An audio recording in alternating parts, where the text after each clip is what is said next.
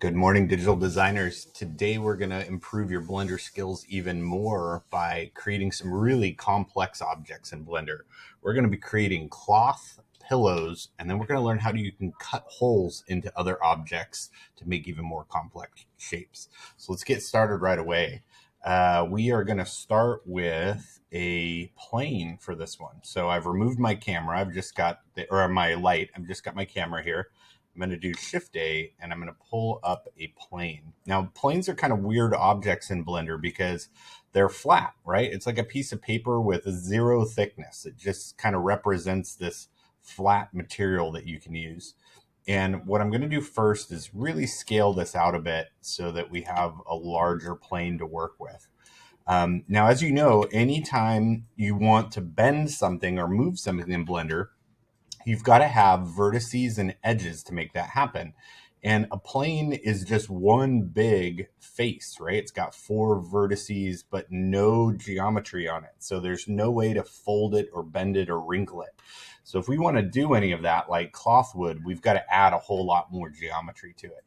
So I'm going to right click, and I'm in edit mode, by the way. So I tabbed into edit mode. I'm going to right click and go to subdivide.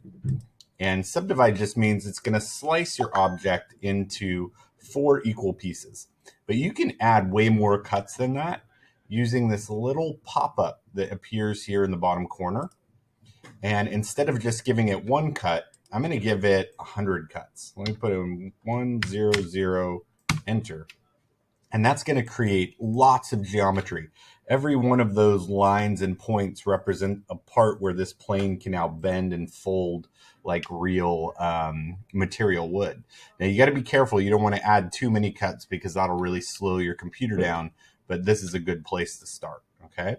So with that added, I also want to give this thing just a little bit of thickness. And remember, right now it really has 0 thickness. So I'm going to press E. And I'm going to just lift this up a tiny, tiny bit. I only want just like, fabric thickness there. Okay, cool. Let's go back out of edit mode to object mode. So I tabbed it in there. And what I'm going to do next is apply some modifiers to this. I'm going to come over here to the wrench, and I'm going to add a modifier called cloth. Now, once you add that, there's really not a lot of settings on it. It says the settings are in the physics tab. So we have to come down here to this one that looks like a little atom. That's your physics tab right there. And this is where you can kind of control how this thing is going to act and how it's going to look.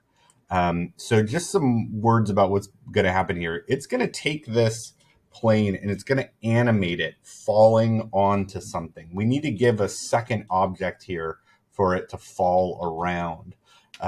So let me take this plane. I'm going to do GZ and just lift it up here in the air a little bit.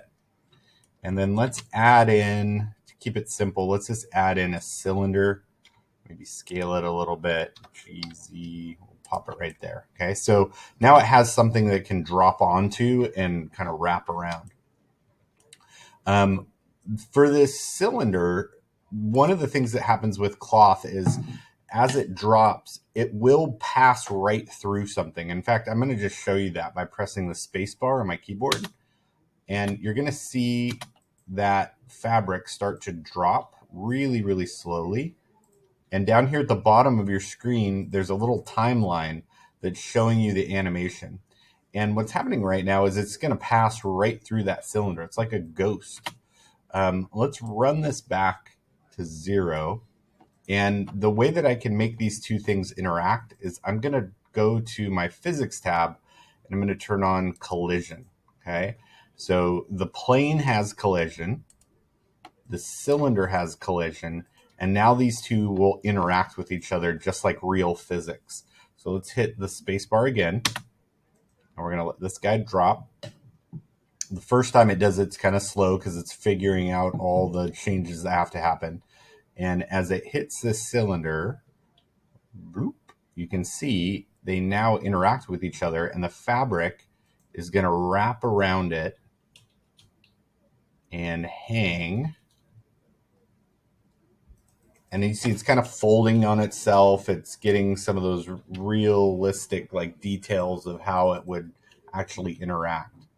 Okay, now if I hit spacebar at any time, I can stop that animation and I can actually roll it backwards. So I can see it at different stages. If I wanted to create like a tent, I could freeze it right at this point. If I wanted to go farther, I just have to let the animation play out.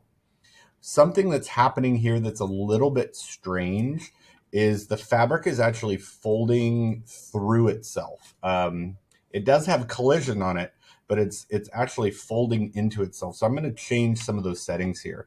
Let's go over to the wrench, and we still have the, make sure I got the fabric selected. We still have the cloth selected. I'm going to go into the physics settings for that cloth. And if I scroll down, I can see that there is a section here called collisions. When I open that up, I want to check this little box here that says self collisions, so that as the fabric hits, it's going to hit itself and like bounce off and hang like it normally would. That means I have to run this animation again. So let's run it all the way back to 0 with this new setting added, and we'll hit spacebar and we'll just let this thing drop.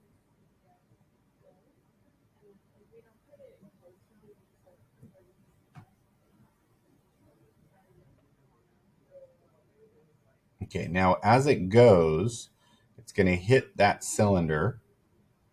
It's going to start to hang. But this time, as it folds up, it's not going to fold through itself. It's going to bounce off of itself like a real piece of fabric would. Okay, so I'm just going to let this run for a few more frames. Looks like it's hanging pretty good. Don't worry about all the pixelization that you see. We're going to get rid of all of that in our next step. But this looks way more realistic. It's actually got the folds in it like you would see. Okay, so let's pause. I think that looks pretty good. And if that's the look that we're going for, actually, I'm going to run this just a little bit longer. Let's let it expand that back out. So it's going to kind of like wrap in, and then it's going to wrap back out.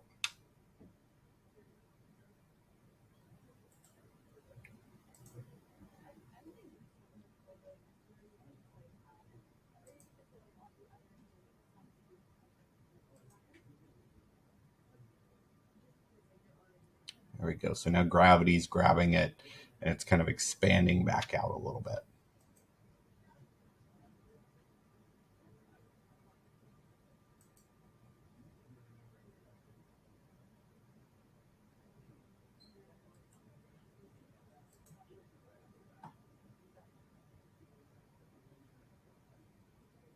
Okay, that's probably pretty good. So let's pause it right there.